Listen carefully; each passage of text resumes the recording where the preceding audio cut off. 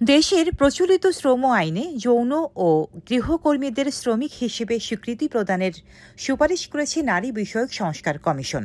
শনিবার ১৯ এপ্রিল বিকেলে রাষ্ট্রীয় অতিথি ভবন যমুনায় প্রধান উপদেষ্টা ডক্টর মোহাম্মদ ইউনূসের কাছে ১৫টি মূল বিষয়সহ ৪৩৩টি সুপারিশের প্রতিবেদন জমা দেয় কমিশন। সুপারিশে বলা হয়েছে, বাংলাদেশে যৌনকর্মীদের আইনগত স্বীকৃতি নেই, তবে যৌন পেশা সম্পর্কে কোনো সুস্পষ্ট আইনও নেই। আইন না থাকায় যৌনকর্মীরা পুলিশের হয়রানি ও সামাজিক বৈষম্যের শিকার হন। আর্থিক সুরক্ষা, স্বাস্থ্যসেবা ও সামাজিক নিরাপত্তার অভাবে তারা আরও ঝুঁকির মধ্যে থাকেন। শ্রমিক হিসেবে স্বীকৃতি না থাকায় তারা আইনি সহায়তা ও নিরাপত্তাও পান না। এর আগে কমিশনের সদস্যরা প্রতিবেদনের সারসংক্ষেপ প্রধান উপদেষ্টার সামনে তুলে ধরেন।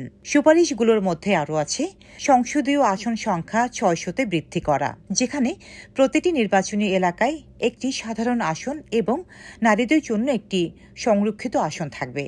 উভয় আসনে সরাসরি ভোটের মাধ্যমে নির্বাচন হবে। প্রত্যেক দল এখানে একজন নারী একজন পুরুষ করে জিপার পদ্ধতিতে মনোনয়ন। এই সুপারিশ অন্তর্বর্তী সরকারের সময়ে বাস্তবায়ন সম্ভব বলে মনে করে কমিশন।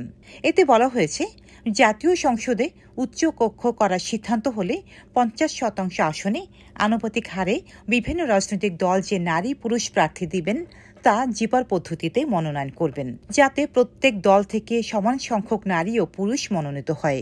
বাকি ৫০% আসনে নির্দলীয় ভিত্তিতে অন্যান্য গোষ্ঠীর মাঝে ৫টি নারী আন্দোলনের প্রতিনিধিত্ব নিশ্চিত করতে হবে।